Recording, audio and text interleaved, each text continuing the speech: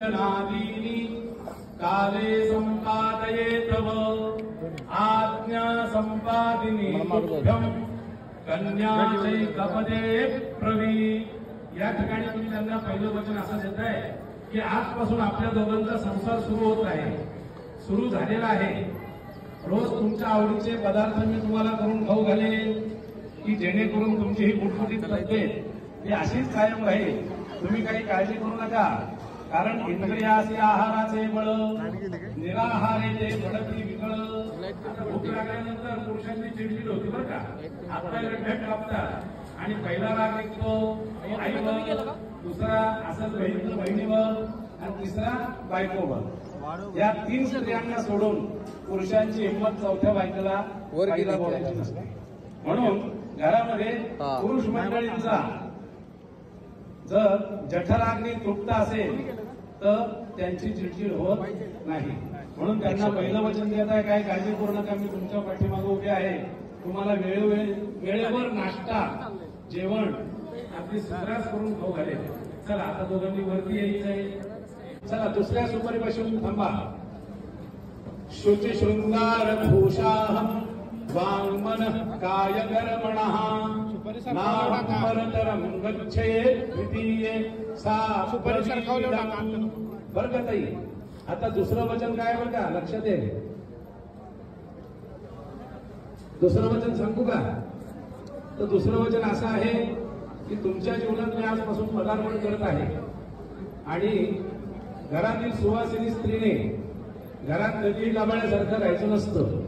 गाबाळी बायको कोणत्याच नवऱ्याला आवडत नाही। आता बघा इथे एवढा सुंदर कार्यक्रम कशा बायका नटून फटून आल्या, मुली गाऊन मध्ये आली का? नाही। म्हणून घरातील स्त्रीने कधीही गाबाळ्यासारखं राहायचं नाही। गाबाळी बायको कोणत्याही नवऱ्याला आवडत नाही। चला तुम्ही दुसरं वचन देताय, तुम्ही काळजी करू नका, तुम्हाला आवडेल अशीच माझा वेशभूषा आणि पोशाख असेल। चला पुढे दुसरी सुपारी सांगवा। नाहं परतरं गच्छेत् तृतीये सा प्रवीतम्। आता तिसरं वचन पण फार महत्वाचं आहे। नाहं परतरं गच्छेत्, बरं का ताई, इकडे माझ्याकडे व्हायचं। नाहं परतरं गच्छेत् अर्थ काय? तुम्हाला विचारल्याशिवाय मी कुठेही जाणार नाही। नाही मला नाही बोला, सासू म्हणायचं सारखा सारखा घरी फोन लावणार नाही। काय समजलं का काय बोलू? चला तिसरं पाऊल पुढं संपवा।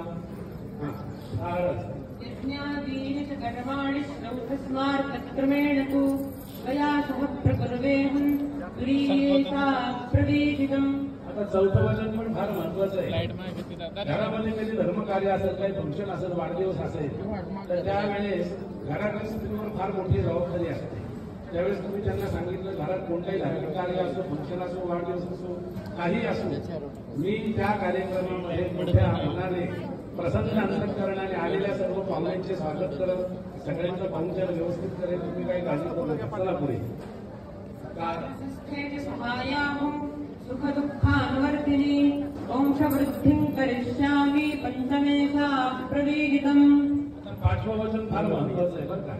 तर उत्तम संत जे होण्यासाठी भगवंतांनी फक्त स्त्रीकडे जबाबदारी दिलेली, कारण गर्भावर संस्कार फक्त स्त्रीच्या होतात, म्हणून गर्भसंस्कार नावाचे कार्यक्रम चालतात। तर इथे तुम्ही त्यांना पाचवं वचन असं देताय, तुम्ही काही काळजी करू नका, आपल्या कुटुंबामध्ये आपल्या वंशाचा विस्तार आणि आपल्या घरामध्ये उत्तम संतती निर्माण करण्यासाठी मी कायम कटिबद्ध आहे। चला पुढे।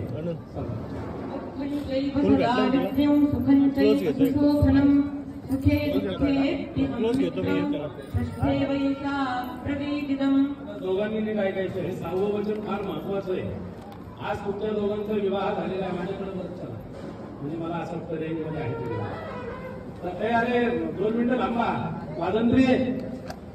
तर सहावं वचन अतिशय महत्वाचं आहे। सहावं वचन काय? तर तुम्ही दोघं आजपासून एकमेकाचे कोण आहात? तर मित्र आहात। कोण आहे? मित्र। या जगामध्ये तुम्हाला बायकोशिवाय कोणतीही मैत्रीण नाही। आजपासून मोबाईलवरच्या सगळ्या मैत्रिणी डिलीट करून टाकायच्या। व्हॉट्सअप, फेसबुक, ट्विटर कुठे मैत्रीण नाही पाहिजे। आणि तुम्हाला सुद्धा आजपासून तुमचा खरा मित्र कोण आहे? तर तुमचे पतिदेव आहे। तर तुम्ही दोघं कसे आहेत तर आजपासून एकमेकांचे खरे मित्र आहात. कोण आहात? मित्र. आणि मित्र कसे असतात बरं का? सकाळी जरी वाद झाले तरी संध्याकाळी ते एकत्र होतात. आज काल सकाळची गोष्ट सांगतो. माझा मुलगा पाल्यामध्ये क्रिकेट खेळत होता. एका मुलाशी त्याचा मित्राशी वाद झाले. घरी आला तंतोड केली, मी आता बोलणार नाही. संध्याकाळी पाहतो तो दोघं परत खेळत नसतात. तर याचा अर्थ काय? मित्रांचं कर्तव्यच असतं की मनामध्ये कोणताही राग ठेवायचा नाही. जीवनात कधी राग आला तो सोडून द्यायचा. संध्याकाळी परत दोघांनी फिरायला जायचं. म्हणून या ठिकाणी 6वं वचन अतिशय महत्वाचं आहे. तुम्ही आजपासून दोघं कोण आहात? एकमेकांचे मित्र आणि मैत्रीण आहात. म्हणून तुम्हाला दुसरी मैत्रीण नाही, तुला दुसरा मित्र नाही. चला पुढे, सरका पुढे. पतिस्त्वंच तथा स्वामी मह्यं देवैः समर्पितः वंदनीय सदा मह्यं सखे सप्तपदा भव. आजपासून आता हे 7वं जे वचन आहे ते फार महत्वाचं आहे. पतिस्त्वंच तथा स्वामी. स्वामी स्वामी याचा अर्थ कोण? आपले सर्व